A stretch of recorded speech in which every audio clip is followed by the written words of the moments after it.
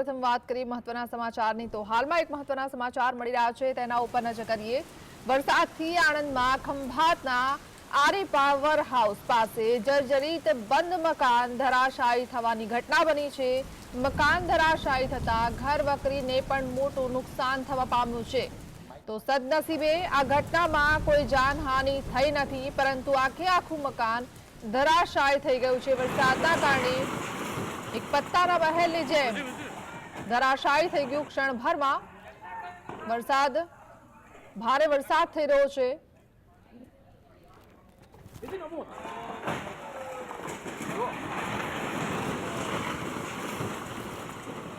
સંવાદદાતા ધવલ જોડાયા છે। ધવલ, એક પત્તાની માફક એક ઘર ક્ષણભરમાં ધરાશાયી થઈ ગયું। વરસાદના કારણે શું પરિસ્થિતિ?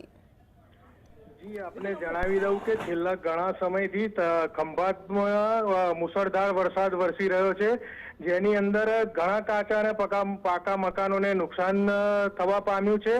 આજે ખંભાતના આરી વિસ્તારના એક મકાન હતું તે પત્તાના મહેલની માફક ધરાશાયી થયું છે। જો કે આ બંધ મકાન હતું, જે ઘણા સમયથી બંધ હતું। ડિઝાસ્ટર દ્વારા આ જે મકાન છે તેને ઉતારી લેવા માટે પણ નોટિસ આપવામાં આવી હતી, છતાં ઉતારવામાં આવ્યું ન હતું અને આજે સવારના અરસામાં આ જે મકાન છે તે ધરાશાયી થયું હતું। સદનસીબે જે આ મકાન છે તે ધરાશાયી થયું છતાં પણ કોઈ જાનહાનિ થવા પામી ન હતી।